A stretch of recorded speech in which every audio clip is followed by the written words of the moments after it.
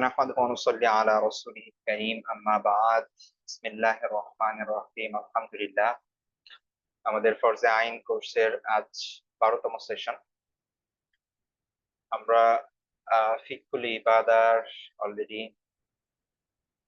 কয়েকটি ক্লাস করে ফেলেছি। আজকে আমরা আলোচনা করব ইসলামের অন্যতম একটি স্তম্ভ সওম নিয়ে ইনশাআল্লাহ। গত ক্লাসে আমরা সালাত নিয়ে আলোচনা করেছি, এর আগে আমাদের হজ নিয়ে আলোচনা হয়েছে,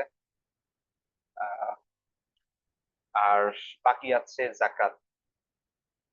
যাকাতটা ইনশাআল্লাহ আমরা নেক্সট ক্লাসে আলোচনা করব এবং তারপরে আমাদের ফিকহুল ইবাদার আর একটা ক্লাস থাকবে যাকাতের পরে, সেখানে আমরা বিবিধ বিষয়ে সেখানে আলোচনা করব। তো আজকে আমাদের টপিক হচ্ছে ইসলামের চতুর্থ স্তম্ভ সওম।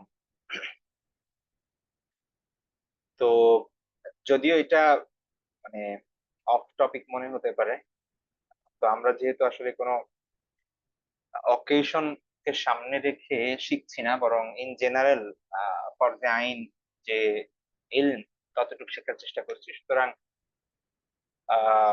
আমরা যাকাত সাওম প্রত্যেকটা বিষয়, যে বিষয়গুলো আমাদের জানা আমাদের জন্য জরুরি, সে বিষয়গুলো জানবো ইনশাআল্লাহ। তো যদিও রমাদান আসতে আরো অনেক সময় বাকি, তারপরে আমাদের এই সংক্রান্ত মাসাইল জানা থাকা উচিত। তো শুধুমাত্র রোজার আগে বা রমাদানের আগে এই জিনিসগুলো যদি আমরা একটু চোখ বুলাইবো, মানে পরবর্তীতে যদি চোখ বুলাই, তাহলে সেই বিষয়গুলো ক্লিয়ার হয়ে যাবে ইনশাআল্লাহ। আমরা যদি এখন জেনে রাখি, তো পরবর্তীতে আমরা শুধুমাত্র একটু দেখলে এই বিষয়গুলো ক্লিয়ার হয়ে যাবে। তো রোজা আমরা আলহামদুলিল্লাহ সবাই রাখি, রাখার চেষ্টা করি। কি জানার আছে আসলে এখানে? তো সালাতের মধ্যে আমরা দেখেছি যে একদম শুরু থেকে নিয়ে সালাতের গুরুত্ব ফজিলত থেকে শুরু করে সালাত কার উপর ফরজ, সালাত কখন ফরজ হয়, এবং সালাতের যে বিষয়গুলো মূল একটা ইবাদতের, সেই বিষয়গুলো হচ্ছে প্রসিজার প্লাস হচ্ছে রুকন, অর্থাৎ কোন কোন জিনিস না করলে এই ইবাদতটা হবে না। যেরকম আমরা আহ, সালাতের মধ্যে ওয়াজিব এবং ফরজ গুলো জেনেছি যে এই জিনিসগুলো না করলে নামাজ হবেই না। তো রোজার মধ্যে আসলে কোন কোন জিনিস এমন আছে, রোজার মধ্যে এরকম কি শর্ত আছে, এরকম কোন রকম আছে কিনা। তারপরে যে বিষয়গুলো একটু ভালোভাবে জানা উচিত, মাসআলা গুলো, যে বিষয়গুলো আমাদের খুব ভালো করে জানা উচিত, সেগুলোর মধ্যে হচ্ছে মূলত রোজা ভেঙে যাবে কি কি কারণে, এবং কোন কোন কারণে রোজা ভাঙবে না, কিন্তু অনেকে মনে করি যে ভেঙে যায় হয়তোবা। আর তারপর হচ্ছে কোন কোন কারণে রোজা না রাখার অবকাশ আছে, আবার রোজা ভেঙে গেলে বা ভেঙে ফেললে সেটার করণীয় কি, কাজা এবং কাফফারা বলে বিষয় আছে। তো সেটা আসলে কিভাবে আদায় করব, বা কোন ক্ষেত্রে কাজা ওয়াজিব হয়, কোন ক্ষেত্রে কাফফারা ওয়াজিব হয়। তো এই মূলত আলোচনার বিষয় আছে। ঠিক আছে। তো আমরা ইনশাল্লাহ আজকের ক্লাসের পরে রোজা সংক্রান্ত আশা করি বেসিক যে নলেজ এবং বেসিক মাসাইল সেগুলো সকলেরই জানা হয়ে যাবে ইনশাআল্লাহ। তো প্রথমে রোজা আমরা যেহেতু বাংলায় রোজা বলে থাকি, তো সেই শব্দ দিয়ে এখানে ব্যবহার করা হয়েছে, যেহেতু এটা আমাদের কাছে বেশি পরিচিত। তো শব্দটা রোজা, এটা মূলত কোনো আরবি শব্দ না। রোজা এটা হচ্ছে একটি ফার্সি শব্দ। আহ তো এই ফার্সি শব্দটা মূলত আহ এখানে একটা বিষয় বলে রাখি, সেটা হচ্ছে আমাদের দেশে যেই পরিভাষাগুলো ব্যবহার হয়ে থাকে সেগুলোর অধিকাংশই মূলত ফার্সি শব্দ, এগুলো কোনো বাংলা শব্দ না। নামাজ শব্দ আমরা ব্যবহার করি, নামাজ শব্দটা এটা আরবি শব্দ না, আবার বাংলা শব্দ না, এটা মূলত ফার্সি শব্দ। ঠিক আছে। তারপরে রোজা ব্যবহার করি, এটা একটা ফার্সি শব্দ। এটার কারণ হচ্ছে যে আহ ফার্সি ভাষার মানুষ, পার্সিয়ানরা যখন ইসলাম গ্রহণ করে, ওরা শুধুমাত্র ইসলাম গ্রহণ করে না, ওরা মানে ওদের পুরো কালচারটাই মানে সবকিছু ইসলামাইজেশন হয়ে যায়। ঠিক আছে। অর্থাৎ ইসলাম মানে রোজা নামাজের পরিবর্তে ওরা এমন শব্দ নিজেদের ভাষায় নামাজটাকে বলে বা নিজেদের ভাষায় রোজাটাকে বলে, যার কারণে দেখা যাচ্ছে যে যেই রোজা ওরা আগেও রোজা রাখতো, ওর আগেও ওরা দেখা যাচ্ছে যে ইবাদত করত। কিন্তু সেগুলো ছিল অ অগ্নি পূজা অথবা হচ্ছে মূর্তি পূজা, আল্লাহ ব্যতীত অন্য কিছুর জন্য। তো ওরা যেটা করলো সেটা হচ্ছে যেহেতু পারস্য মূলত খুব দ্রুত বিজয় হয়, আ সাসানিড এম্পায়ার সেখানে ছিল। পারস্যিক সাম্রাজ্য বলে আমরা জানি।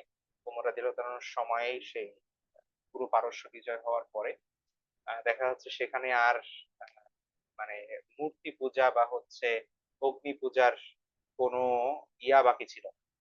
মানে প্রভাব বাকি ছিল না।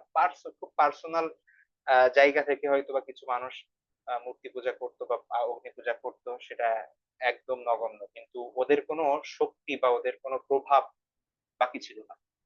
তো আ খুব অনেক বড় মানে সংখ্যায় মানুষ ইসলাম গ্রহণ করা শুরু করে এবং আ ওদের যেই পরিভাষাগুলো ওরা ওই সময় ব্যবহার করত, সেই জিনিসগুলোই ওরা মানে আ ওই জিনিসগুলোই ওরা ইসলামের ক্ষেত্রে ব্যবহার করা শুরু করে। ঠিক আছে? অর্থাৎ আমরা যদি আমাদের বাংলাদেশের কথা ধরি, আ বা আমাদের এই উপমহাদেশের কথা ধরি, আমরা এখানে দেখব যে দেখেন হিন্দুদের মধ্যেও কিন্তু আ মানে রোজা বলা যাবে না এক্সাক্টলি কিন্তু উপবাস থাকার একটা প্রচলন আছে। ওদের ধর্মেও কিন্তু আছে। যেটাকে ওরা উপবাস বলে বা হচ্ছে অন্য কিছু বলে। তো ধরুন ইসলাম আসার পরে এখন আমাদের এখানে আমরা রোজাটাকে উপবাস বলতে পারছি না। কারণ কি? কারণ হচ্ছে হিন্দুদের সেই প্রভাবটা এখনো রয়ে গেছে। এখন উপবাস বললে সেটা আলাদা শুধুমাত্র ইসলামের যে রোজা সেটা বোঝাবে না। মানে এটা ওদের ধর্মের যেই উপবাস সেটা বোঝাচ্ছে। ঠিক আছে? এখন এইখানে যদি এমন হতো যে সব হিন্দু ইসলাম গ্রহণ করে ফেলছে। এখন রোজাটাকে উপবাস বলে বোঝানো হচ্ছে। তো তখন আর এই শব্দে কোন সমস্যা থাকতো না।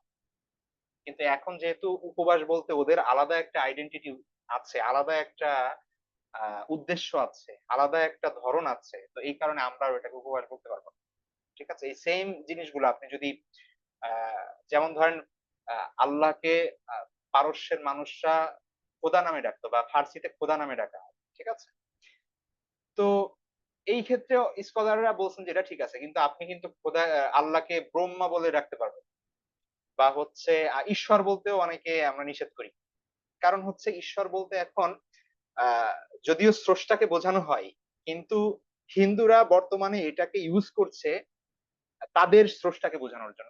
তাদের স্রষ্টা না সরি মানে তাদের যে তারা মিথ্যা যে উপাসক যারা আছে, তারা যাদেরকে রব বা প্রতিপালক মনে করে, যাদেরকে তারা পূজা করে, তাদেরকে এই নামে ডাকছে। ব্রহ্মা বলে ডাকছে অথবা হচ্ছে ওম বলে ডাকছে। ঠিক আছে? ঈশ্বর বলে ডাকছে, ভগবান বলে ডাকছে। এই নামটাই আপনি আল্লাহর ক্ষেত্রে এখন ইউজ করতে পারবেন না। কারণ ওরা অলরেডি এটা বলছে, এটার কালচার। কিন্তু এখন সবাই যদি ইসলাম গ্রহণ করে ফেলত হিন্দুরা, ঠিক আছে? তো তখন দেখা যাচ্ছে যে ভগবান বলতে আলাদা কিছু থাকতো না তখন। তখন আপনি এই শব্দটা আল্লাহর ক্ষেত্রে হয়তোবা ব্যবহার করতে পারতেন। মানে আমি জাস্ট একটা আ খুব, খুব ভেতরের একটা কথা বলে দিচ্ছি আপনাদের। অনেক ক্ষেত্রে আপনারা শুনবেন যে রোজা বলতে পারবো কিনা বা নামাজ বলতে পারবো কিনা বা হচ্ছে আ খোদা বলতে পারবো কিনা এই ধরনের অনেক কনফিউশন থাকে। ঠিক আছে? অবশ্যই আপনি যদি আরবি শব্দ ব্যবহার করেন সেটা অবশ্যই ভালো। কিন্তু যদি কেউ রোজা ব্যবহার করে তাহলে কোন সমস্যা আছে কিনা? কোন সমস্যা নাই। ঠিক আছে? কারণ রোজা বলতে অন্য কোন কিছু এখন বোঝানো হয় না। এটা পুরাপুরি ইসলামিক হয়ে গেছে। কিন্তু উপবাসটা হয় নাই। ব্রহ্মা শব্দটা হয় নাই। বা হচ্ছে হিন্দুদের যে অন্যান্য জিনিসগুলো আছে যেগুলোর শুধুমাত্র শব্দ যদি আপনি অভিধানে দেখেন যে ব্রহ্মা শব্দের অর্থ দেখবেন, আপনি দেখবেন এখানে স্রষ্টা আছে। ঠিক আছে? এটার মানে হচ্ছে স্রষ্টা। তারপরে হচ্ছে ঈশ্বর শব্দের অর্থ দেখবেন এটার মানে হচ্ছে গড। ঠিক আছে? কিন্তু আপনি এখন বলতে পারবেন কিনা ঈশ্বর? এখন আপনি বলতে পারবেন না। কেন? কারণ ঈশ্বর বলতে ওরা এখন ওদের এটা সিম্বল হয়ে গেছে। ঠিক আছে? কিন্তু যখন পার্সিয়ানরা যখন ইসলাম গ্রহণ করে তারা এই রোজা আ সিয়ামকে রোজা বলা শুরু করলো বা নামাজ বলা শুরু করলো সালাদকে। তো এইটা সবাই মিলিয়ে বলা শুরু করলো। ওদের আলাদা আর কোন সিয়াম, আলাদা আর কোন রোজা বলতে অন্য কোন কিছু বুঝাইতো না। তো এই একটা হিস্টোরিক্যাল বিষয় একটু বলে রাখলাম। অনেকের যারা মানে এই বিষয়গুলো নিয়ে বুঝতে চান তাদের জন্য সুবিধা হবে। বাকি সা অন্যরা না বুঝলে কোন সমস্যা নেই। ঠিক আছে? রোজা শব্দটা মূলত ফার্সি। আর আমাদের দেশে আমরা বাংলা না ব্যবহার করে ফার্সি ব্যবহার করার কারণ হচ্ছে আমাদের এই উপমহাদেশে মূলত ফার্সি ভাষার খুব বেশি প্রভাব ছিল এবং খুব বেশিদিন আগের কথা না যে আপনি যদি ১০০ বছর আগে যান বা আমাদের স্বাধীনতার পূর্বে যান, পাকিস্তান আমলের কথাও যদি ধরেন, সেই সময়ে ফার্সি যারা বলতে পারত তাদেরকে প্রভাব মানে প্রভাবশালী ধরা হতো যে এরা সম্ভ্রান্ত ঘরের মানুষ। আর যারা নরমাল উর্দু-টুর্দু বলতো বা তাদেরকে মনে করা হতো যে এরা হচ্ছে পরবর্তী শ্রেণী। ঠিক আছে? আর যারা উর্দু পারত না, ফার্সি পারত না, শুধু বাংলা, এদেরকে তো আরো আমরা জানি যে বাংলা ভাষা মাতৃভাষা, মানে বাংলা ভাষা আমাদের মাতৃভাষা হওয়া সত্ত্বেও এটাকে রাষ্ট্রভাষা স্বীকৃতি দেয়নি পাকিস্তান। এটার বড় একটা কারণ ছিল। মানে ওই সেন্টিমেন্ট থেকে।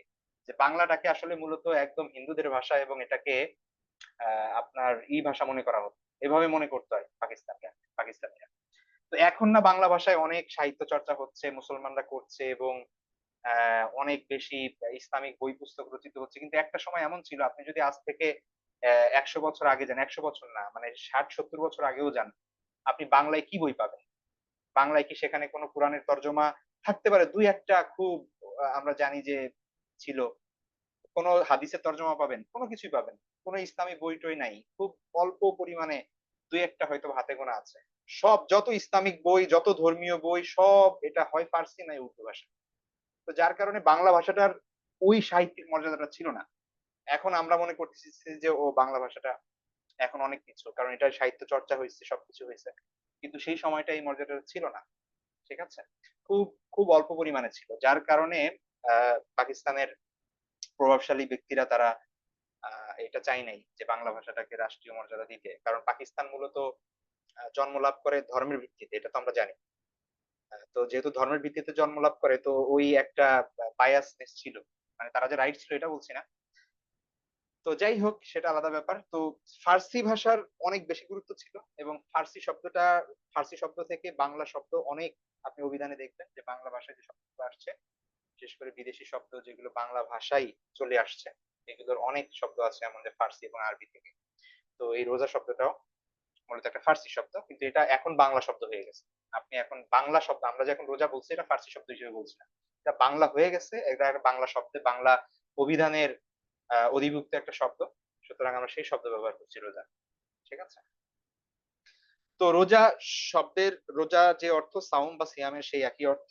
এটার মানে হচ্ছে যে এটার পরিভাষায় বলা হয় যে একদম মানে সুবে সাদিক থেকে নিয়ে সন্ধ্যার সূর্যাস্ত পর্যন্ত যেকোনো ধরনের খাবার পানীয় এবং স্ত্রী সহবাস থেকে বিরত থাকা, এটাকে বলা হয়। আচ্ছা, যেটা আল্লাহ সুবহানাহু ওয়া তাআলা কোরআনের মধ্যে বলেছেন ওয়াকুলু ওয়াশরাবু হাত্তা ইয়াতাবাইয়ানা লাকুমুল খাইতুল আবিয়াদ মিনাল খাইতিল আসওয়াদ মিনাল ফাজর সুম্মা আতিম্মুস সিয়ামা ইলাল লাইল। ভোরের সাদা রেখা কালো রেখা থেকে পৃথক হয়ে যায়। আল্লাহ সুবহানাহু ওয়া তাআলা এখানে মানে মেটাফর ইউস করছেন। উনি ডিরেক্ট বলেন নাই যে সুবে সাদিক থেকে সূর্যাস্ত পর্যন্ত। উনি বলছেন যে আল খাইতুল আবিয়াজ। খয়িত শব্দের খুব মজার ঘটনা আছে এটা নিয়ে, হ্যাঁ? খয়িত শব্দ, এখানে দেখেন, খয়িত শব্দের একটা অর্থ হচ্ছে আপনার রেখা, দাগ, সুতা, সুতাও বোঝায় খয়িতুন। তাহলে খয়িতুল আবিয়াজ মানে সাদা সুতা।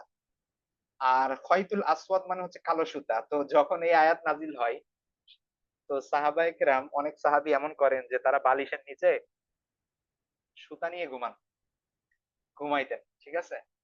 তো তো তারা বারবার উঠে দেখতেন যে মানে সাদা সুতা, কালো সুতা মানে পার্থক্য করতেন আরকি। যে এটা যতক্ষণ না পার্থক্য করা যায়। তো ততক্ষণ পর্যন্ত আল্লাহ বলছেন যে, "তোমরা কি করো? ততক্ষণ পর্যন্ত খাও এবং আহার করো যতক্ষণ না এই যে সাদা সুতা থেকে কালো সুতা পৃথক হয়।"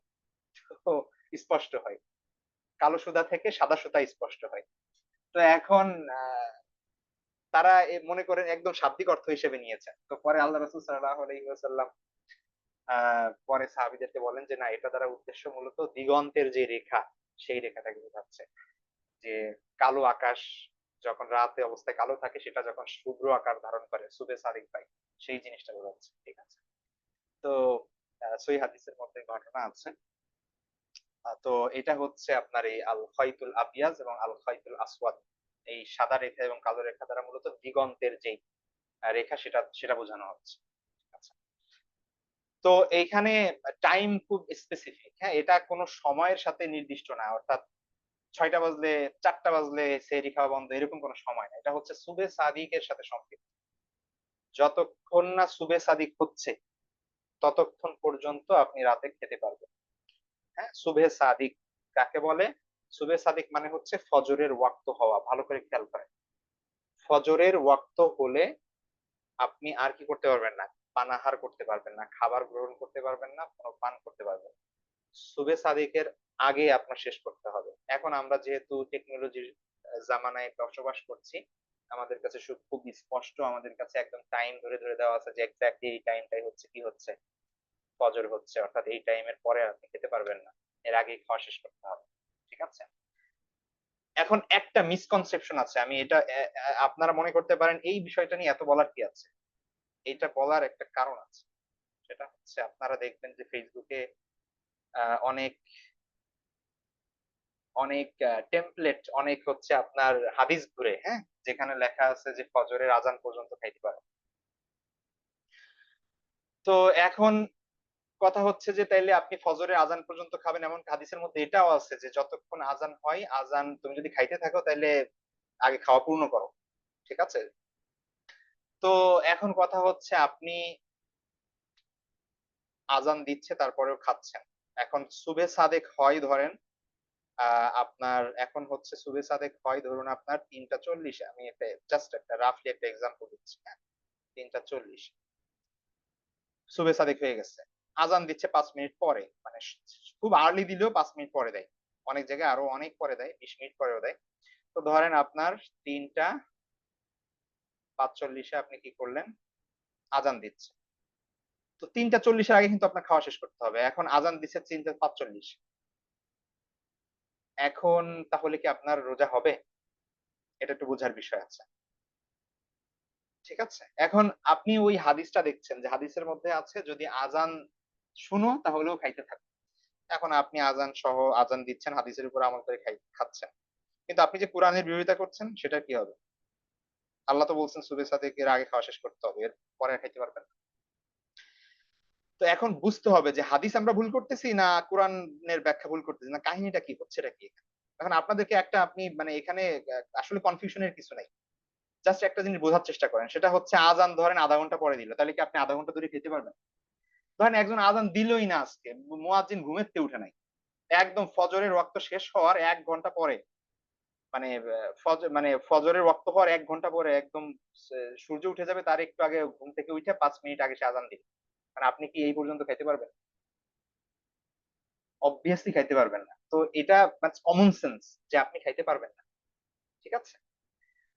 যেই টাইমে আপনার খাবার আল্লাহ বলছেন সুবে সাদিক হওয়ার আগ পর্যন্ত, ব্যাস সুবে সাদিক হওয়ার আগ পর্যন্তই খাবেন। এর পরে আর আপনি খেতে পারবেন না।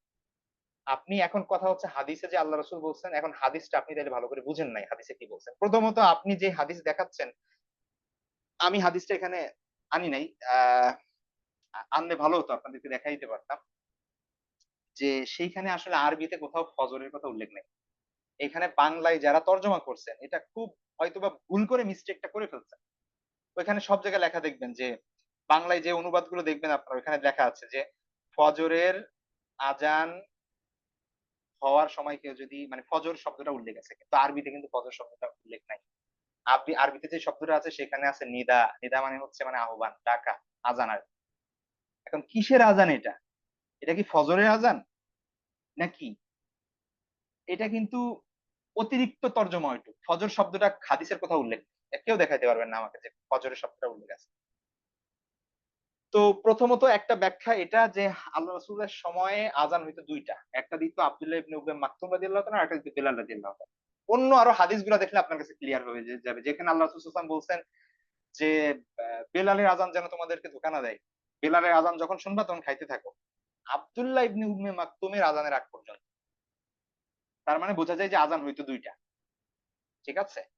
একটা হচ্ছে আরো আগে যখন তাহাজ্জুদের সময় কেউ বলছেন এটা তাহাজ্জুদের আযান, কেউ বলছেন না এমনিই ওই সময় ২ টা আযান দেওয়া হতো। তাহাজ্জুদের আলাদা কোনো আযান নাই। যাক সেটা আলাদা ব্যাপার। তাহাজ্জুদের আযান আছে কিনা সেটা আলাদা ব্যাপার। সেটা না বললাম এখানে। কিন্তু মূলত আযান হইতো ২ টা। তো যেখানে বলছেন যে তোমরা আযান শুনলে খাইতে থাকো, এটা মূলত ফজরের ওয়াক্ত হওয়ার আরো আগে যে আযানটা দেওয়া হতো সেই আযানের কথা বলা হচ্ছে। এখন আপনি এই ব্যাখ্যা জানেন না, এই ব্যাখ্যা আ বোঝার চেষ্টাও করেন না। আপনি শুধু একটা হাদিস পেয়েছেন যে যেখানে ভুল ট্রান্সলেট করা আছে। যে ফজরের আযান যদি শুনো তাহলে খাইতে থাকো। আপনি খাচ্ছেন। আসলে কি আপনার রোজা হচ্ছে? কোন চান্স নাই রোজা হওয়ার। মানে আপনি যদি ভুল করে থাকেন সেটা আল্লাহ মাফ করে দিক ভুলটা। কিন্তু আপনি জেনে শুনে সুবে সাদিকের পরে খাওয়ার মানে হচ্ছে রোজা ভেঙে যাবে। ঠিক আছে? তো এই ব্যাপারে কোনো সন্দেহ নাই। এই ব্যাপারটা আমি খুব মানে খুব দুঃখ লাগে আমি যখন মানে Facebook এ এই ধরনের জিনিস দেখি। আ বা এমনকি মানে দুঃখের বিষয় কি বলবো আর? শায়েখ আহমদুল্লাহর একটা ভিডিও দেখলাম। সেখানে তিনি বলছেন যে আযান আ মানে সুবে সাদিক হলে আর খাওয়া যাবে না, রোজা ভেঙে যাবে। সেখানের কিছু মানুষ কমেন্টে শায়েখকে একদম আ মানে এমনভাবে শায়েখের উপর বিরুদ্ধে লেগে গেছে যে হাদিসে এরকম আছে, আপনার এই হাদিসটা জানেন না, আপনি আরো লেখাপড়া করতে হবে ইত্যাদি, ইত্যাদি। আমি মানে হতভম্ব হয়ে যাই মানুষের এই ধরনের স্পর্ধা দেখে। যে না হাদিস বুঝে, না হাদিসের অর্থ জানে, না হচ্ছে এটার ব্যাখ্যা জানে, না অন্যান্য হাদিস জানে। জাস্ট শুধু একটা হাদিস দেখেছে ব্যাস এটাই। এটা একটা বড় প্রবলেম, হ্যাঁ? আ হাদিস মানা আলহামদুলিল্লাহ চেষ্টা করতে হবে হাদিস মানার। কিন্তু হাদিসের অপব্যাখ্যা করে ভুলভাল আ অর্থ করে এটা করা যাবে না। দেখেন আল্লাহ রাসূল সাল্লাল্লাহু আলাইহি ওয়াসাল্লামের সাহাবীরা কিন্তু এই আয়াতটা বুঝতে পারেন নাই। আল্লাহ রাসূলকে শিক্ষা দিতে হয়েছে। আল্লাহ রাসূল বুঝাই দিছেন যে এখানে আল খয়তুল আসওয়াদ মানে কিন্তু সাদা সুতা না, কালো সুতা না। এখানে দিগন্ত বোঝাচ্ছে। তো তার মানে সাহাবারাও বুঝতে পারেন না এটা। তো তার মানে একজন টিচার দরকার আছে। বোঝানোর একজন বুঝাই দিবে যে এই ব্যাপারে জানে সেটার দরকার আছে। শুধুমাত্র আপনি বাংলা দেখলেন যে একটা হাদিস লেখা আর আপনি হুজুরদের বিরুদ্ধে কথা বলা শুরু করলেন যে এই হুজুররা ভুল করতেছে। আপনি আরো ১০ টা যে হাদিস আছে সেই বিষয়টা জানেন না। তো এইজন্য আ একজন মুমিন কখনো arrogant হবে না। কখনো তার মধ্যে একটা humbleness থাকবে, একটা বিনয়ী ভাব থাকবে এবং সে চেষ্টা করবে আন্ডারস্ট্যান্ড করার। তো এই জিনিসগুলো বোঝার চেষ্টা করি আমরা এবং বিশেষ করে যারা ইসলাম ফলো করার দাবিদার, খুব বেশি প্র্যাকটিসিং মুসলিম, আ নতুন, নতুন ইসলাম আ প্র্যাকটিস করা শুরু করেছে এবং নতুন, নতুন কিছু শেখা শুরু করেছে তাদের মধ্যে এই প্রবণতা খুব বেশি থাকে। ঠিক আছে? তো তো এটা খুবই দুঃখজনক। তো আবারও বলছি যে সুবে সাদিক হওয়ার পরে কেউ যদি খাওয়া-দাওয়া করে তাহলে সেটা রোজা ভেঙে যাবে। আমাদের দেশের সকল আযান, ফজরের আযান সুবে সাদিকের পরে দেওয়া হয়। সুতরাং কোনভাবেই আযানের সময় খাওয়া যাবে না। আপনি খেতে, খেতে যদি আযান দিয়ে দেয়, তার মানে হচ্ছে আপনি সুবে সাদিকের সময় খেয়েছেন, আপনার এই রোজাটা আবার কাজা করতে হবে। এটাই ফতোয়া। ঠিক আছে? এখন আল্লাহ রাসূলের হাদিসের যে অপব্যবহার হচ্ছে সেটা ভুল ব্যাখ্যা দেওয়া হচ্ছে। ভুল তর্জমা করা হচ্ছে। আল্লাহ রাসূল সময় যে ২ টা আযান দেওয়া হতো এই ব্যাপারে জানা নাই তাদের। ঠিক আছে? এই হচ্ছে বিষয়। খুব ভালো করে খেয়াল রাখতে হবে এই ব্যাপারটা। কারণ সুবে সাদেকের ব্যাপারটা কুরআন দ্বারা প্রমাণিত, এটা ইজমা, এটা অসংখ্য হাদিস দ্বারা প্রমাণিত। এই ব্যাপারটা কোন সন্দেহ নাই যে ফজরের রক্ত আসলে আর খাওয়া যাবে না। ফজরের রক্ত আর রোজা সেহরি খাওয়ার রক্ত কখনো এক না। সেহরি খাওয়া শেষ মানেই তারপরেই ফজরের রক্ত আসে। ফজরের রক্ত আসা মানেই সেহরি খাওয়ার সময় শেষ। ২ টা কখনোই একসঙ্গে হবে না। আচ্ছা, রোজা ফরজ হয় মূলত ২য় হিজরিতে। আমরা জানি রমাদান মাসে বদরের যুদ্ধ হয় ২য় হিজরিতে। তো ২য় হিজরিতে রোজা রেখে আ সাহাবীরা অনেকে যুদ্ধ করেন, অনেকে পরে কাজা করেন। তো এটা হচ্ছে সেই ১৭ই রমাদানে হচ্ছে আপনার বদরের যুদ্ধ হয়। বদরের যুদ্ধ হওয়ার মানে এই রমাদানে আসার আরো কিছুদিন আগে শাবান মাসে ২য় হিজরির আ সেই সময় হচ্ছে আপনার রমজান মাসের রোজা ফরজ হয়। ঠিক আছে? ১ম যখন আল্লাহ রাসূল সাল্লাল্লাহু আলাইহি ওয়াসাল্লাম হিজরত করেন, একদম ১ম বছর সেই বছরটায় রোজা রাখা হয় নাই। ২য় হিজরি থেকে রোজা রাখা শুরু হইছে। ঠিক আছে? এখন ফজরের এই যে ফরজ রোজা, রমাদানের রোজা, এই রোজা আসার আগে কি কোন রোজা রাখা হতো? আ আমরা জানি যে আল্লাহ রাসূল সাল্লাল্লাহু আলাইহি ওয়াসাল্লাম হাদিসের মাধ্যমে পাই যে মুহররমের ১০ তারিখে যে আশুরার রোজা যেটাকে আমরা বলি, সেই রোজাটা রাখতেন এবং সাহাবীদেরকেও নির্দেশ দিতেন। সেটা আব্দুল্লাহ ইবনে ওমর রাদিয়াল্লাহু তাআলা থেকেও পাই যে আল্লাহ রাসূল সাল্লাল্লাহু আলাইহি ওয়াসাল্লাম আশুরের রোজা রেখেছেন, অন্যদেরকে রাখার নির্দেশ দিয়েছেন। কিন্তু রমজান যখন আসে, ফরজ করা হয় রমজানের রোজা তখন সেটা আর রহিত হয়ে যায়। অর্থাৎ সেটা আর ফরজ ছিল না তখন। কিন্তু রমজানের রোজা আসার আগে আ ওই আশুরার রোজাটা ফরজ ছিল। আর রোজার বিধান শুধুমাত্র যে আমাদেরকে দেওয়া হচ্ছে ব্যাপারটা এমন না। রোজার এই আল্লাহ সুবহানাহু ওয়া তাআলা কোরআনে বলেছেন, "ইয়া আইয়ুহাল্লাযীনা আমানু কুতিবা আলাইকুমুস সিয়াম কামা কুতিবা আলাল লাযীনা মিন ক্বাবলিকুম লাআল্লাকুম তাত্তাকুন।" হে মুমিনগণ, তোমাদের উপর রোজা ফরজ করা হয়েছে যেমনিভাবে তোমাদের পূর্ববর্তী লোকদের উপর রোজা ফরজ করা হয়েছিল। যাতে করে তোমাদের মধ্যে তাকওয়া সৃষ্টি হয়। যাতে করে তোমরা মুত্তাকি হতে পারো। তো তার মানে বোঝা যায় যে পূর্ববর্তী উম্মতগণের উপরও রোজা ফরজ ছিল। আর এটা আমরা বিভিন্ন হাদিস থেকেও পাই, অন্যান্য ইতিহাস গ্রন্থ থেকেও পাই। তো এইজন্য আ এটা শুধুমাত্র তবে রোজার ধরণটা কেমন ছিল? এই ব্যাপারে কিছু সন্দেহ মানে কিছু কিছু ইয়া আছে, মতামত আছে। কে কোন স্কলারের মতে যে আগের দিনে রোজা রাখা হতো মূলত সেহরি খাওয়ার প্রচলন ছিল না। এটা আমাদের উম্মতে মুহাম্মাদের জন্য আল্লাহ রাসূল সাল্লাল্লাহু আলাইহি ওয়াসাল্লামের তিনি সুন্নাত করেছেন আমাদের জন্য সেহরি খাওয়া এবং এটা আমাদের জন্য অনেক বড় একটা মানে কি বলে সহজ বিধানও। যে সেহরি খেয়ে তারপরে আমরা রোজা রাখি। কিন্তু এর আগে দেখা যাচ্ছে যে রাত্রে আপনি খাওয়া-দাওয়া করে ঘুমিয়ে যেতেন ব্যাস সেই সময় থেকেই একদম রোজা রাখা শুরু। আ তো এরকম কিছু জিনিস। তারপরে আমরা আপনার কোন কোরআনের আয়াতের মাধ্যমে পাই যে যেখানে আল্লাহ সুবহানাহু ওয়া তাআলা বলেছেন, সেখানে কিছু হিন্ট বোঝা যায়। যে আগের দিনে রোজা রাখলে যেমন মারিয়াম আলাইহিস সালামকে আ আল্লাহ সুবহানাহু ওয়া তাআলা সেখানে শিখিয়ে দিয়েছিলেন যে তার সন্তানের ব্যাপারে যদি কেউ যদি তাকে এই ব্যাপারে কোন জিজ্ঞাসা করে সেজন্য বলে যে, "আমি রোজা, আমি কথা বলব না।" তার মানে হচ্ছে মানে রোজা অবস্থায় কোন কথা-টথা বলা সেটাও নিষেধ। তো এগুলো থেকে বোঝা যায় যে আগের দিনের রোজা, আগের উম্মতদের উপর রোজা ছিল কিন্তু সেটা হয়তোবা এক্সাক্টলি আমাদের মতোই ছিল না। কিছু হয়তোবা ডিফারেন্ট ছিল। হয়তোবা তাদের মধ্যে এমন নিয়ম ছিল যে রোজা রেখে কথা বলা যাবে না। অথবা রোজা জন্য সেহরি খাওয়া যাবে না। একদম ওই রাত থেকেই রোজা। ঠিক আছে? তো এই ধরনের কিছু বিধান হয়তোবা এক্সেপশন ছিল। কিন্তু রোজার বিধান ছিল এ ব্যাপারে কোন সন্দেহ নাই। তো আমাদের উপর রোজা রাখা ফরজ করা হয়েছে ২য় হিজরির শাবান মাসে এবং ২য় হিজরির রমাদান থেকেই মূলত রোজা শুরু হয় এবং হাদিসের মধ্যে আছে আল্লাহ রাসূল সাল্লাল্লাহু আলাইহি ওয়াসাল্লাম বলেছেন যে, "ইযা রাআইতুমুল হিলাল ফাসুমু ওয়া ইযা রাআইতুমুহু ফাফতিরুহু।" যে তোমরা যখন রমজানের চাঁদ দেখবে তখন রোজা রাখা শুরু করো। আবার যখন শাওয়ালের চাঁদ দেখবে তখন রোজা বন্ধ করে দাও। অর্থাৎ আর যদি মেঘে ঢেকে থাকে আকাশ তাহলে ৩০ টা রোজা পূর্ণ করো। এই হচ্ছে আল্লাহ রাসূল সাল্লাল্লাহু আলাইহি ওয়াসাল্লামের বাণী। চাঁদ দেখার এবং রোজা রাখার শুরু কখন করতে হবে সেই ব্যাপারে। তো রোজা রাখার আসলে আ অনেক ফজিলত এবং অনেক বৈশিষ্ট্য রয়েছে। সেই বিষয়গুলো আ কিছু এখানে নিয়ে আসা হয়েছে। ১ নাম্বার হচ্ছে রোজার প্রতিদান আল্লাহ সুবহানাহু ওয়া তাআলা নিজেই দিবেন। আ সেইটা হাদিসের মধ্যে আছে যে আল্লাহ রাসূল সাল্লাল্লাহু আলাইহি ওয়াসাল্লাম বলেছেন যে, "আস-সাওমু লি ওয়া আনা আজসি বিহি।" যে আমি হচ্ছে কি করব হাদিসের মধ্যে এসে আল্লাহ রাসূল সাল্লাল্লাহু আলাইহি ওয়াসাল্লাম বলেন যে আল্লাহ সুবহানাহু ওয়া তাআলা বলেন যে, "রোজা আমার জন্য এবং আমি নিজেই এর প্রতিদান দিব। আমি নিজেই এর বিনিময় প্রদান করব।" তো এর মানে আসলে কি এক্সাক্টলি? যে সব প্রতিদান তো আল্লাহই দিবেন।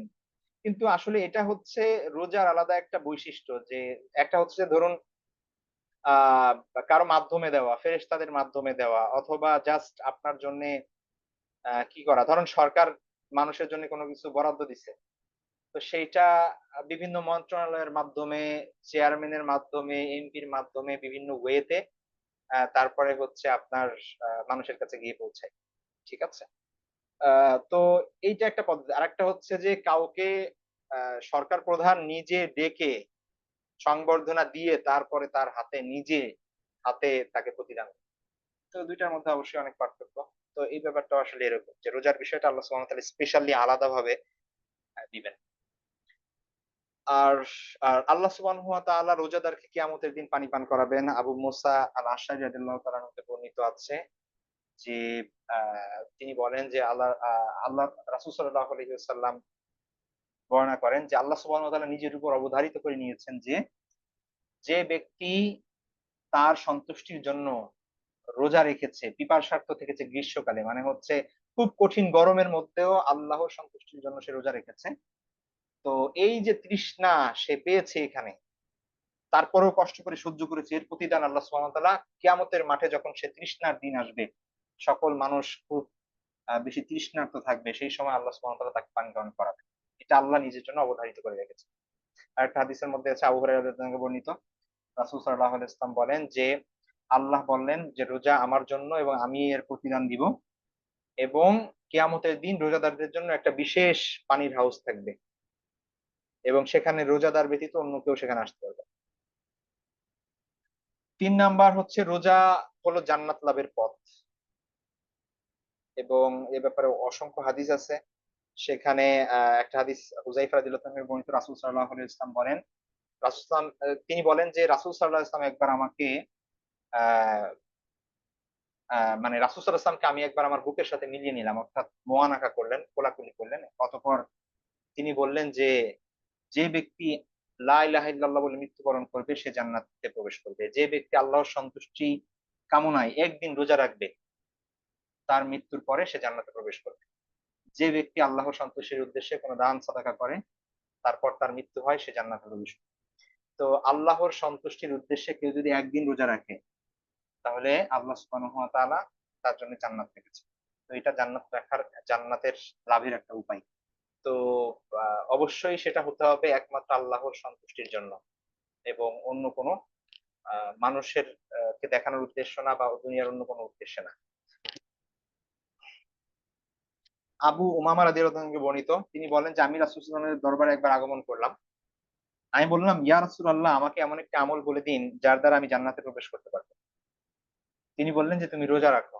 কেননা এর সমতুল্য আর কোনো কিছুই নেই। আলাইকা বিস-সাওম ফা ইন্নাহু লা আদলা লাহু। যে তুমি রোজা রাখো, রোজার বিকল্প আর কিছু নাই। রোজার সমতুল্য অন্য কোনো কিছু নাই। তখন আমি তাকে আবার জিজ্ঞেস করলাম।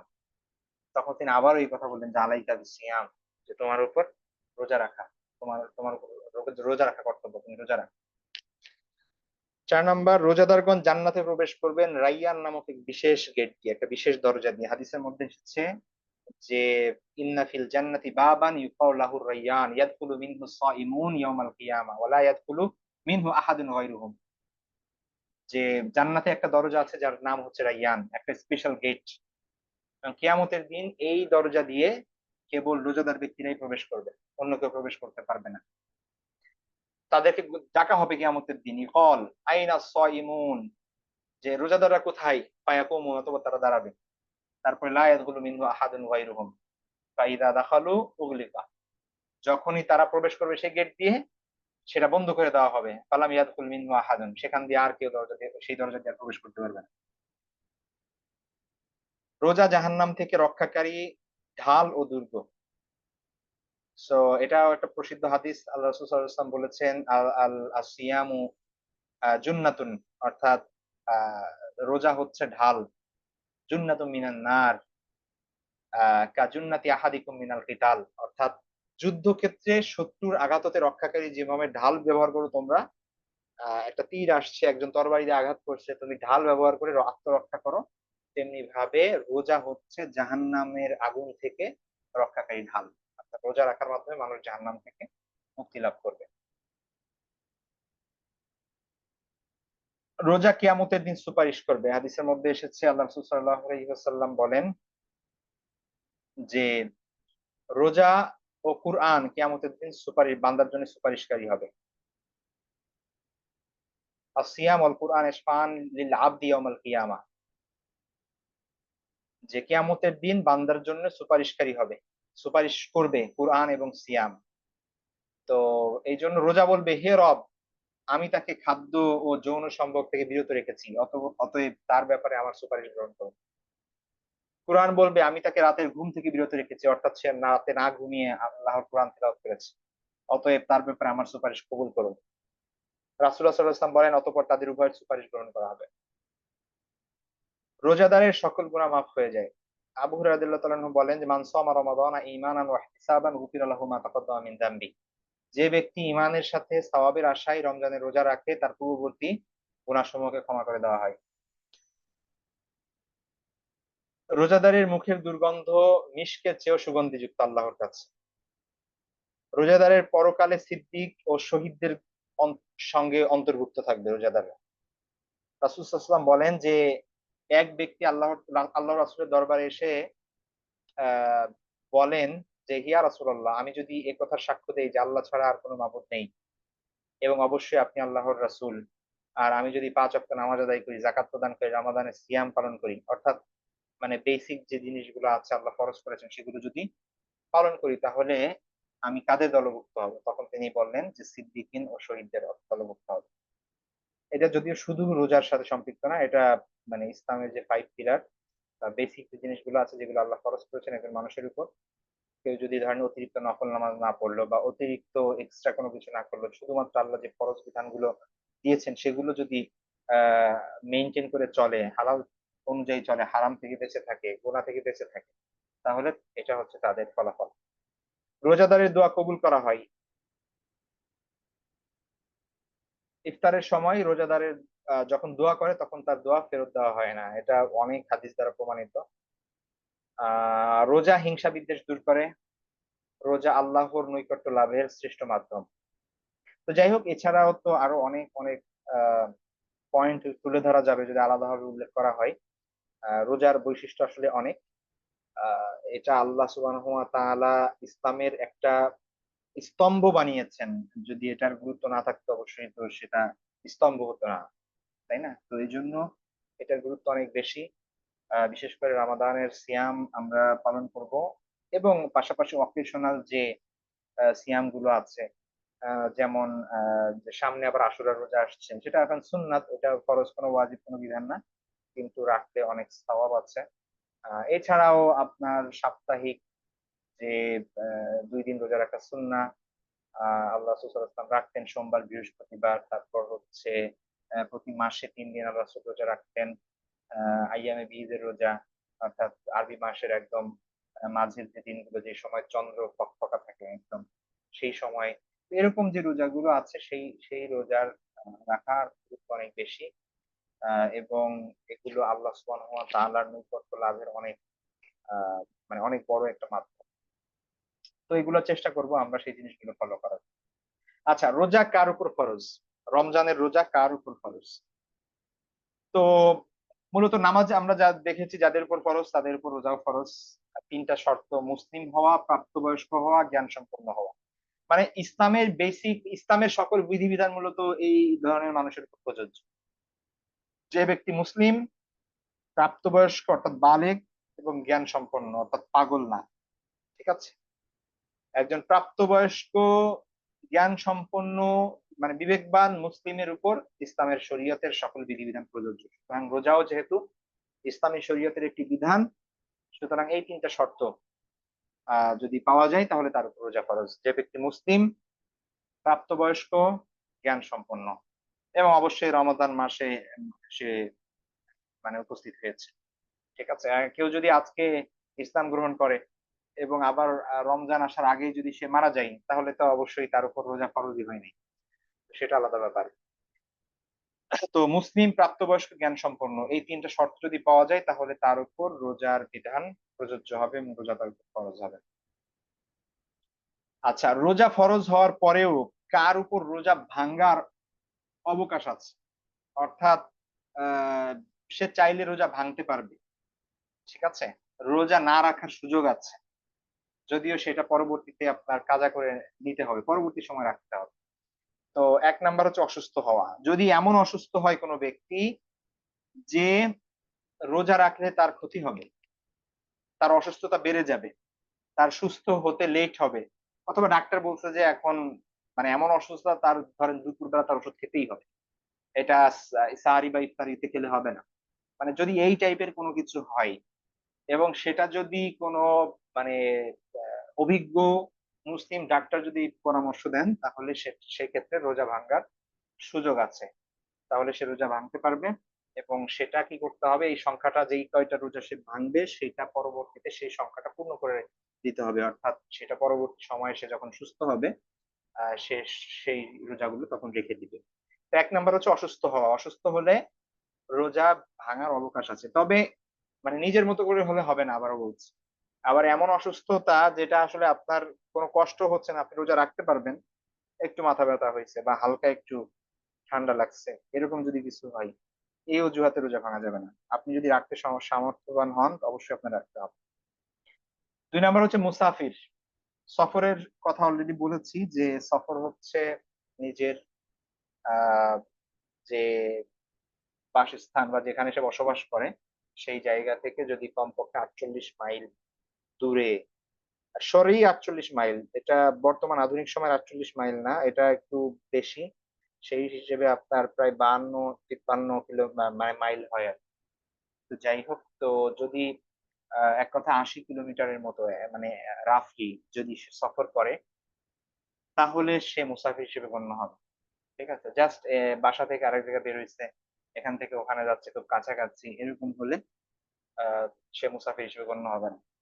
তো সফরের এই দূরত্ব সে যদি হেঁটে হেঁটে সফর করে অথবা সাইকেলে সফর করে, গাড়িতে সফর করে, বাসে, প্লেনে, যেভাবেই সফর করুক না কেন, সফর যত কমফোর্টেবল হোক না কেন, তারপরেও সে চাইলে রোজা ভাঙতে পারবে, তার গুনাহ হবে না, চাইলে সে পরবর্তীতে রেখে দিতে পারবে।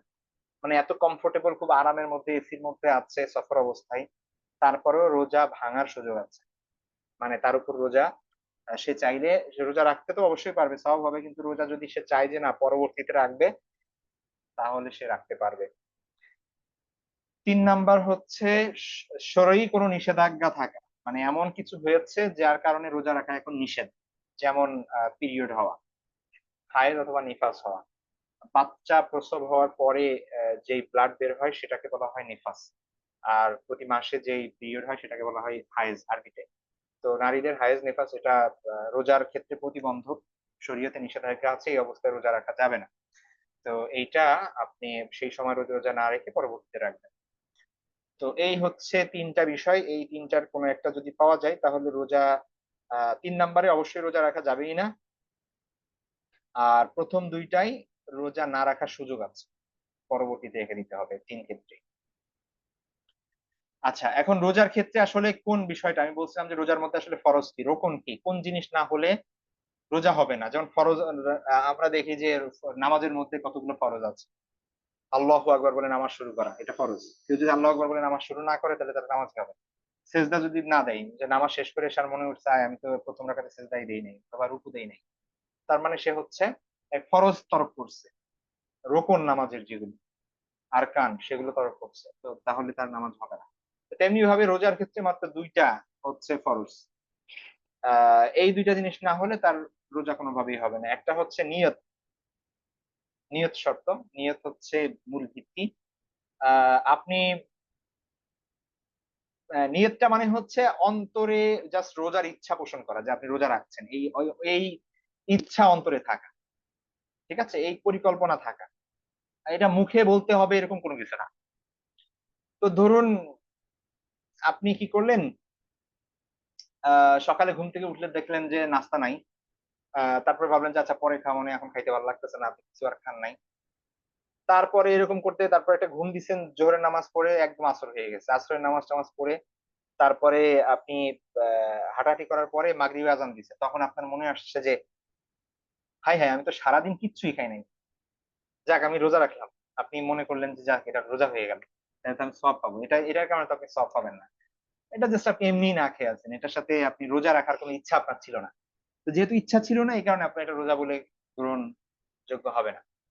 আপনি যদি মনে মনে নিয়ত করতেন, মনে মনে ইচ্ছা করতেন যে যাক আমি আজকে রোজা রাখবো, তাহলে এটা রোজা হিসেবে গণ্য হবে। আদারওয়াইজ এমনি না খেয়ে থাকলে আর রোজা হিসেবে সেটা গণ্য হবে না। এটা ইচ্ছার সাথে সম্পৃক্ত, তাহলে নিয়ত এটা জরুরি। ২ নাম্বার হচ্ছে ইমসাক। ইমসাক মানে হচ্ছে সংযম, অর্থাৎ রোজাদার অবস্থায় যেই সকল কাজ করা নিষেধ সেগুলো থেকে বিরত থাকা। কি কি কাজ করা নিষেধ? মেইনলি ৩টা জিনিস। একটা হচ্ছে খাওয়া, পান করা, স্ত্রী সহবাস। খাওয়া, পান করা, স্ত্রী সহবাস, এই ৩টা জিনিস থেকে বিরত থাকা, অর্থাৎ শারীরিক সম্পর্ক এবং খাওয়া, পান করা, এই ৩টা জিনিস থেকে বিরত থাকতে হবে। মানে মানুষের যে একদম মৌলিক যে ডিজায়ার আছে, চাহিদা আছে, সেটা মূলত এই ২ ধরনের। ঠিক আছে, একটা হচ্ছে জীব মানে খাবার, আর একটা হচ্ছে তার কিসের বাসনা। তো এই ২টা জিনিস মেইন, যে ২টা জিনিস, যে ২টা জিনিসের কারণে কিন্তু মানুষ পৃথিবীতে মানে যত ধরনের গুনাহ হোক বা যত ধরনের পাপাচার হোক এগুলোর কারণে লিপ্ত হয়। সেই ২টা জিনিসই এখানে স্টপ করে দিতে হবে। ঠিক আছে, এজ এ ইমসাক, ইমসাক আনিল আকলি ওয়া শুরবি ওয়াল ওয়াতি, আর হচ্ছে নিয়ত, এই ২টা জিনিস হচ্ছে মূল ভিত্তি। আপনি যদি নিয়ত করেন ব্যাস, আপনার আর যদি আপনি এইগুলো থেকে বিরত থাকেন, বাকি যে জিনিসগুলো আছে সাহারি করা, তারপরে হচ্ছে অন্যান্য যে বিষয়গুলো সেগুলো হচ্ছে সুন্নাত। কারণ কেউ যদি সাহারি না করে তারপরে তার রোজা হবে, কোনো সমস্যা নাই। সাহারি খাওয়াটা এখানে রোকন না, ফরজ না, যে আপনার সাহারি খাই না এটা দিয়ে রোজা হবে না, এরকম কোনো বিষয় না। তাই না, সুহুর এটা হচ্ছে সুন্নাত, খেলে ভালো সওয়াব আছে। এবং সেটা রোজার জন্যও খুব ভালো, আপনি সারাদিন ইয়া থাকতে পারবেন, অ্যাক্টিভ থাকতে পারবেন এবং শারীরিকভাবে দুর্বল হবেন। তো এটা সুহুর করা, সাহারি খাওয়া এটা ভালো। এটা সুন্নাহ, সওয়াব পাবেন আলাদা। কিন্তু না খেলে আপনার রোজা হবে না, ব্যাপারটা এমন না। আচ্ছা, এবার আসেন রোজা ভঙ্গের কারণ সমূহ। দেখেন মেইনলি তিনটা জিনিসের কারণে রোজা ভাঙে। একটা এক নম্বরে হচ্ছে আপনার মানে স্ত্রী সহবাস, শারীরিক সম্পর্ক। 2 নাম্বার খাবার গ্রহণ, পানীয় গ্রহণ। ব্যাস এইটা হচ্ছে মেইন তিনটা জিনিস। ঠিক আছে, মেইন তিনটা জিনিস। এখন বাকি আরো অনেক, আপনি যদি সার্চ দেন কোথাও দেখবেন যে 15টা, কোথাও দেখবেন 20টা, কোথাও দেখবেন 10টা, কোথাও দেখবেন 60টা রোজা ভাঙার কারণ। রোজা ভাঙার কারণ আপনি 50টা বানাইতে পারেন, মানে আলাদা আলাদা প্রত্যেকটা যদি আপনি ভাগ করেন। তো সেটা আলাদা ব্যাপার। মেইনলি এই তিনটা জিনিস। এখন এই তিনটা জিনিস থেকে আরো অনেক কিছু বের হইতে পারে, এখানে কিছু পয়েন্ট দেওয়া আছে। ঠিক আছে, কিছু পয়েন্ট এখানে দেওয়া আছে। আহ ধরেন আপনি ওষুধ খেলেন, রোজা ভাঙবে, তাহলে ওইটা তো ওই খাওয়ার মধ্যেই গেল। ঠিক আছে, আপনি ইনজেকশন নিলেন, রোজা ভাঙবে। এখন এটা হচ্ছে কি কিসের মধ্যে যাবে, এটা একটা বিষয়। ঠিক আছে, কিছু বিষয় আছে যেগুলো আল্লাহ রাসূল সাল্লাল্লাহু আলাইহি ওয়াসাল্লামের সময় ছিল না, পরবর্তীতে এই জিনিসগুলো করা হয়েছে। যদি এমন জিনিস হয় যে ইনজেকশন আপনার আহ, যে ইনজেকশনের বিভিন্ন ধরন আছে, যদি এমন হয় যে শক্তিবর্ধক গ্লুকোজ ইনজেকশন, স্যালাইন, যে এটা আপনার শরীরে দিলে আপনি মানে কি বলে শক্তি শক্তি বৃদ্ধি হয় বা হচ্ছে আপনি এনার্জি ফিল করেন, এগুলোতে রোজা ভেঙে যাবে। মানে এটা মূল যে খাওয়ার যে চাহিদা সেটা পূরণ করছে। ঠিক আছে, কিন্তু যদি এমন হয় যেমন হচ্ছে ইনসুলিন নেওয়া, যেটা নিতেই হবে আপনার ইফতারির আগে অনেকে নিয়ে থাকেন, ওইটা আপনার ওই কাজ করে না, খাওয়ার কাজটা করে না, তাহলে এটা সমস্যা নেই। ঠিক আছে, তো এগুলো আলাদা ব্যাপার। সেগুলো প্রত্যেকটা জিনিস আলাদাভাবে বুঝতে হবে। তো এরকম কিছু বিষয় আপনার এখানে কিছু পয়েন্ট দেওয়া আছে, সেগুলো একটু দেখে নিবেন আপনারা। যেমন ধরেন বৃষ্টির পানি মুখে পড়লে তা খেয়ে ফেললো, তো এটা তো খাওয়ার মধ্যেই গেল। ঠিক আছে, আহ তবে কিছু জিনিস এখানে বলে রাখি, সেটা হচ্ছে রক্ত বের হলে নর্মালি রোজা ভাঙে না, তবে মাকরু হবে যদি আপনি ইচ্ছা করে রক্ত দেন, তাহলে সেটা মাকরু হবে, ওইটার জন্য রোজা ভাঙবে না। তো কোন কোন জিনিসের রোজা ভাঙবে না সেটাও এখানে দেওয়া আছে।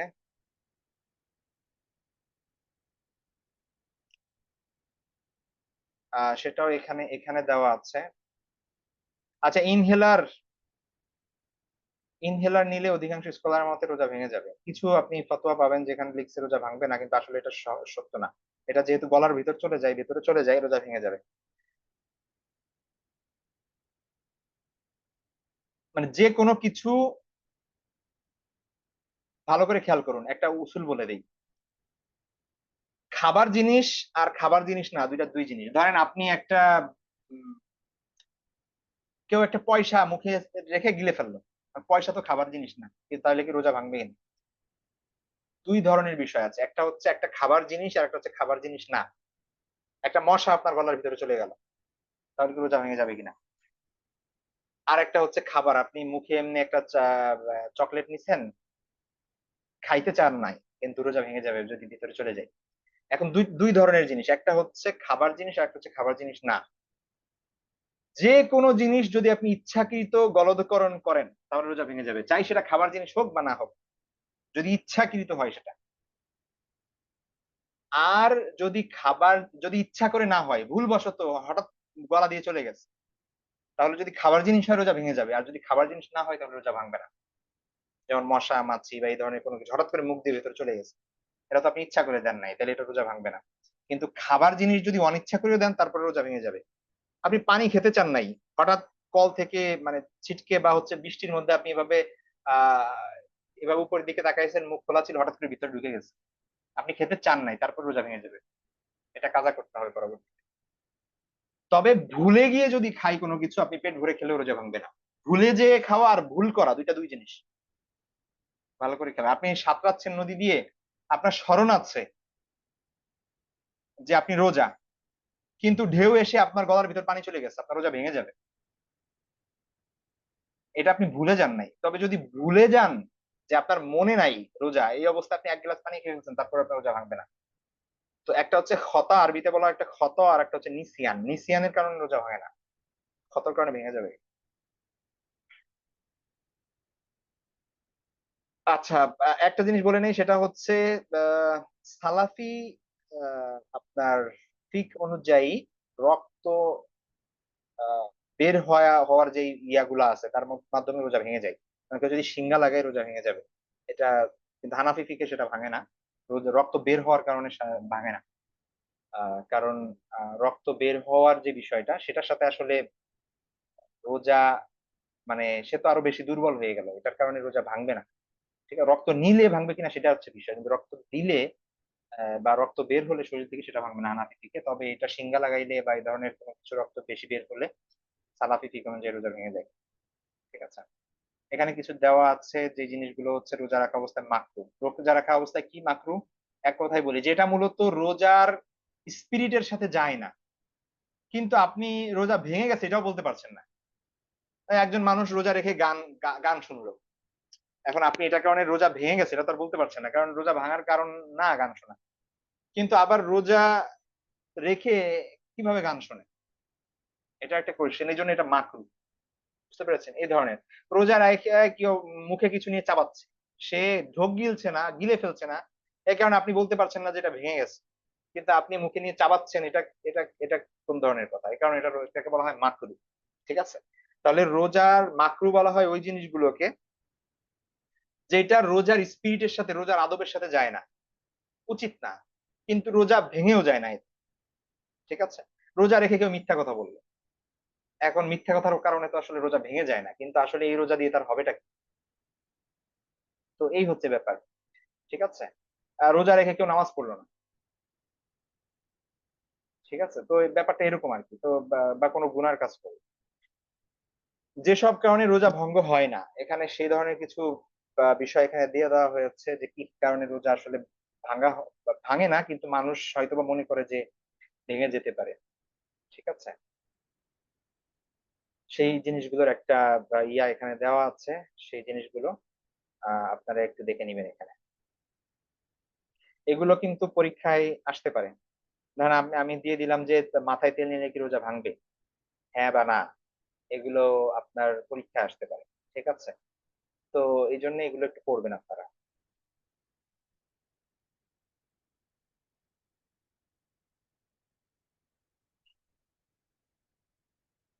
এটা একটু দেখবেন এখানে। আচ্ছা, এবার আসেন কাজা এবং কাফফারা। রোজার কাজা বলা হয় যেটা আপনি রাখতে পারেন নাই রোজার মাসে, রোজা ওইটা পরবর্তীতে রেখে দিবেন, এটাকে বলা হয় কাজা। অর্থাৎ আপনি দুইটা রোজা মিস করছেন, দুইটা রোজা পরে রেখে দিবেন, একটা রোজা মিস করছেন, একটা রোজা পরে রেখে দিবেন, এটা হচ্ছে কাজা। আর কাফফারা বলা হয় যেটা মূলত ক্ষতিপূরণ। এখন রোজার আসলে যেটা মিস হয়েছে সেটার ক্ষতি তো আসলে পূরণ করা সম্ভব না কখনো। আপনি সারা বছর রোজা রাখলেও সেটা কখনো পূরণ হবে না, ওই সওয়াবটা আপনি পাবেন না। তারপরেও শরীয়তের দৃষ্টিকোণ থেকে একটা কাফফারার ব্যবস্থা আছে, আপনি চাইলে কি করতে, আপনি আপনার সেটা, অর্থাৎ আপনি ইচ্ছা করে রোজা একটা ভেঙে ফেলছেন, এটা অনেক বড় একটা গুনার কাজ, কিন্তু এটার একটা কাফফারা দিতে হবে। আপনি যদি গুনাহ থেকে মাফ পেতে চান, তাহলে কিভাবে কাফফারাটা দিবেন? একটা ফাইন বলতে পারেন, এটা এক ধরনের জরিমানা। তাহলে সেই জরিমানাটা হচ্ছে একাধারে 2 মাস রোজা রাখা, 60টা রোজা রাখা একটানা। ঠিক আছে, প্লাস হচ্ছে ওই রোজাটা আবার রাখা কাজা, অর্থাৎ টোটাল 61টা রোজা রাখা। ধরেন একটা রোজার বিনিময়ে 61টা রোজা একটানা রাখা, সেটা হচ্ছে কাফফারা।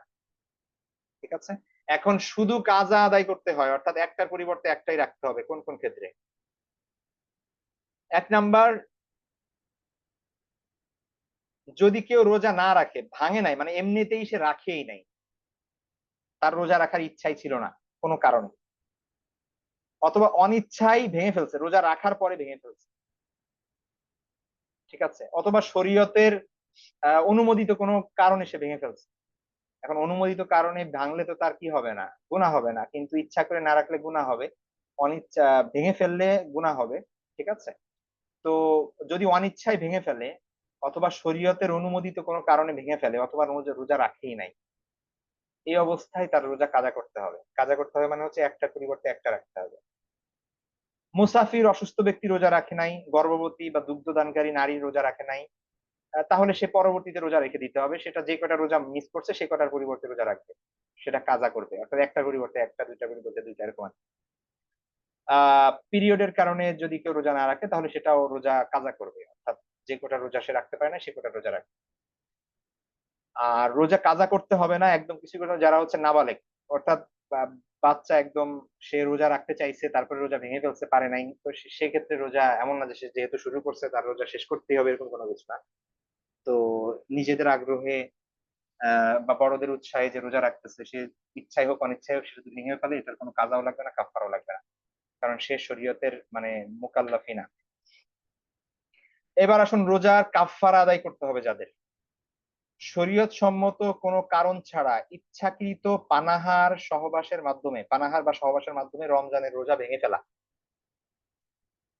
রোজা রেখেছিল, রোজা রাখার ইচ্ছা ছিল, রোজা রাখার পরেও ইচ্ছাকৃতভাবে কোনো শরীয়তের কোনো ওজর ছাড়া কারণ ছাড়া সে খেয়ে অথবা পান করে অথবা আহ তার শারীরিক সম্পর্কের মাধ্যমে সে কি করেছে, রোজা ভেঙে ফেলেছে, তাহলে এটা হচ্ছে চরম লেভেলের সীমা লঙ্ঘন। ঠিক আছে, তো এই ক্ষেত্রে তার উপর কাজা এবং কাফফারা উভয়টি আদায় করতে হবে।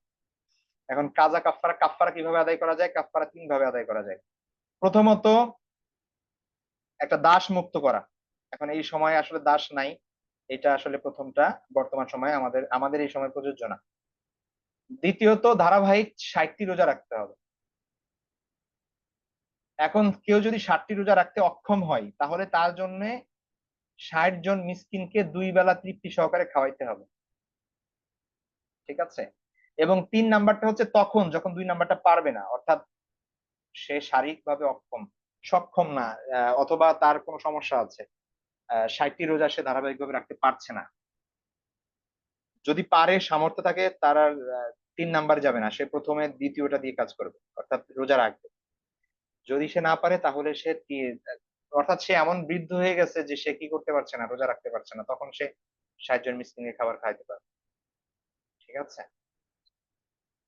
তো রোজার কাজা হলো একটি রোজার পরিবর্তে একটি রোজা, আর কাফফারা হচ্ছে 60টি রোজা। সুতরাং কেউ যদি একটি রোজা ইচ্ছাকৃত ভেঙে দেয় অনুমোদিত কোনো কারণ ছাড়া, তাহলে প্রতিটির পরিবর্তে একটি করে কাজা যুক্ত হবে আর একটি কাফফারা যুক্ত হবে। একই রমজানে যদি এক ব্যক্তি ইচ্ছাকৃতভাবে একাধিক রোজা ভাঙে তাহলে একটা কাফফারাই যথেষ্ট হবে। এমন না যে 2টা রোজা ভাঙছে বলে তার 60 120টা রোজা রাখতে হবে, এরকম না। 2টা রোজা যদি ভাঙে তাহলে তার 2টা কাজা এবং একটা কাফফারা হচ্ছে 60টা রোজা, 2টা কাজা হচ্ছে 2টা রোজা, তাহলে 62টা রোজা রাখতে হবে। কেউ যদি 3টা রোজা ভাঙে তাহলে 63টা রাখতে হবে, এরকম আর কি ব্যাপার। তবে শর্ত হচ্ছে যে এই রোজাগুলো ধারাবাহিক ভাবে হতে হবে। আপনি মাঝখানে ধরেন টানা 50 দিন রোজা রাখার পরে একটা দিন মিস হয়েছে, তাহলে আপনার এটা আবার রাখতে হবে, আবার 60টা শুরু থেকে রাখতে হবে। ঠিক আছে, মাঝখানে কোনো গ্যাপ দেওয়া যাবে না। তবে কোনো মহিলার মানে মহিলাদের ক্ষেত্রে এটা ভিন্ন, যদি পিরিয়ডের কারণে যদি সে রাখতে না পারে তাহলে ওইটা ওইটা আলাদা। ঠিক আছে, তো শুধু ওই ওই সময় বাদ দিয়ে সে রোজা রাখতে পারবে। এই রোজাগুলো সে নফল রোজার যে সওয়াব সে রোজার সওয়াব পাবে, নফল রোজা হিসেবে গণ্য হবে, এবং সে যে ইচ্ছা করে রোজাটা ভাঙছিল সেইটার গুনাহ থেকে তওবা করবে, এবং এই কাফফারার মাধ্যমে আশা করা যায় যে সে কি করতে পারবে, আল্লাহর মানে পাকড়াও থেকে সে মুক্ত হবে এবং তার আদায় হয়ে যাবে। তো এই হচ্ছে বিষয়, আপনার রোজার কাজা কাফফারা এবং রোজার এই বিষয়গুলো আমি প্রত্যেকটা ধরে ধরে এগুলাম না, আপনারা একটু কাইন্ডলি পড়ে নিবেন। ঠিক আছে, আমাদের সময় যেহেতু শেষ হয়ে গেছে।